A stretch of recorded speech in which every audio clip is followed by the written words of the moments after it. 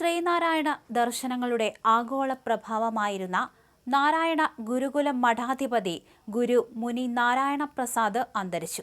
87 വയസ്സായിരുന്നു. അറിവിന്റെയും വിനയത്തിന്റെയും സമാഗമമായിരുന്ന ഒരു ദാർശനിക ജീവിതത്തിനാണ് ഇതോടെ തിരശീല വീഴുന്നത്. വർക്കല ശ്രീനിവാസപുരത്തെ ഗുരുകുലത്തെ തന്റെ ധ്യാന കേന്ദ്രവും കർമ്മഭൂമിയുമാക്കിയ അദ്ദേഹം ഉപനിഷത്തുകളുടെയും ഗുരുദർശനങ്ങളുടെയും പൊരുൾ ലോകത്തിന് ലളിതമായി വ്യാഖ്യാനിച്ചു നൽകിയ ജ്ഞാനിയായിരുന്നു.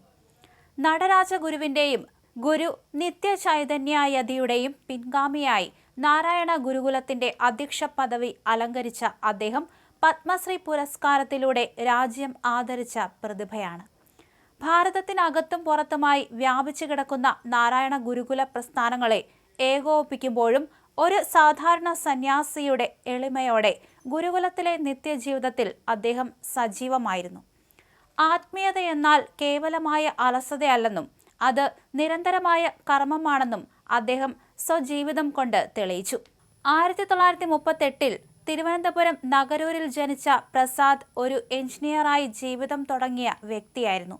എന്നാൽ ഉള്ളിലെ ജ്ഞാനദാഹം അദ്ദേഹത്തെ PWDയിലെ ജോലി ഉപേക്ഷിക്കാൻ പ്രേരിപ്പിച്ചു. 1970 നടരാജഗുരുവിൽ നിന്ന് ബ്രഹ്മചര്യ ദീക്ഷ സ്വീകരിച്ചതോടെയാണ് അദ്ദേഹം സന്യാസ വഴിയിലേക്ക് പൂർണ്ണമായും ചുവടുമാറ്റിയത്. പിന്നീട് നിത്യചൈതന്യയതിയിൽ നിന്ന് സന്യാസം സ്വീകരിച്ച അദ്ദേഹം ഗുരുദർശനങ്ങളുടെ ആഴക്കടലിലേക്ക് ഇറങ്ങിച്ചെന്നു. ഭാഷാ സാഹിത്യത്തിലും ദർശനശാസ്ത്രത്തിലും ഒരേപോലെ പ്രാവീണ്യമുണ്ടായിരുന്ന അദ്ദേഹം മലയാളത്തിലും ഇംഗ്ലീഷിലുമായി 200ഓളം ഗ്രന്ഥങ്ങൾ രചിച്ചിട്ടുണ്ട്.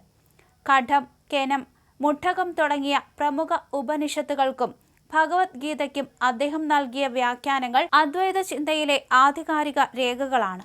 ശ്രീനാരായണ ഗുരുവിന്റെ പദ്യകൃതികൾക്ക് അദ്ദേഹം നൽകിയ സ്വതന്ത്ര വ്യാഖ്യാനങ്ങൾ ഗുരുദർശനത്തെ സാധാരണക്കാരിലേക്ക് എത്തിക്കുന്നതിൽ വലിയ പങ്ക് വഹിച്ചു. സാധാരണക്കാർക്ക് വഴങ്ങാത്ത ദാർശനിക സത്യങ്ങളെ അതിലളിതമായി അവതരിപ്പിക്കുക എന്നതായിരുന്നു അദ്ദേഹത്തിന്റെ ശൈലി. വിദേശ സർവകലാശാലകളിൽ വിസിറ്റിംഗ് പ്രൊഫസറായും പ്രഭാഷകനായും അദ്ദേഹം തിളങ്ങി. മോസ്കോയിലെ ലോക മത നേതാക്കളുടെ സമ്മേളനം മുതൽ ഫിജിയിലെ ഗുരുകുലവാസം വരെ അദ്ദേഹത്തിന്റെ ജ്ഞാനയാത്രകൾ നീണ്ടു. കേരള സാഹിത്യ അക്കാദമി പുരസ്കാരങ്ങൾ ഉൾപ്പെടെ നിരവധി അംഗീകാരങ്ങൾ അദ്ദേഹത്തെ തേടിയെത്തിയിട്ടുണ്ട്. ഗുരുകുലത്തിലെ അന്തേവാസികൾക്ക് അദ്ദേഹം വെറുമൊരു ഗുരുവായിരുന്നില്ല, ജ്ഞാനത്തിന്റെ ഉറവയായിരുന്നു. പുലർച്ചെ എഴുന്നേറ്റ് വിറകുവെട്ടിയും വെള്ളം കോരിയും കൃഷിപ്പണികളിൽ ഏർപ്പെട്ടും അദ്ദേഹം തന്റെ ദിനചര്യങ്ങൾക്ക് തുടക്കമിടും.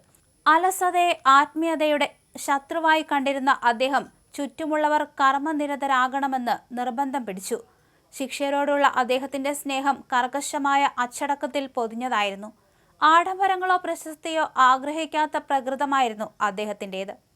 പത്മശ്രീ പുരസ്കാരം ലഭിച്ച വേളയിൽ ഒരു സന്യാസി എന്ന നിലയിൽ ആഹ്ലാദമോ പരിഭവമോ ഇല്ലാതെ ഇത് സ്വീകരിക്കുന്നു എന്ന അദ്ദേഹത്തിന്റെ വാക്കുകൾ സന്യാസത്തിന്റെ യഥാർത്ഥ പൊരുൾ വെളിവാക്കുന്നതായിരുന്നു.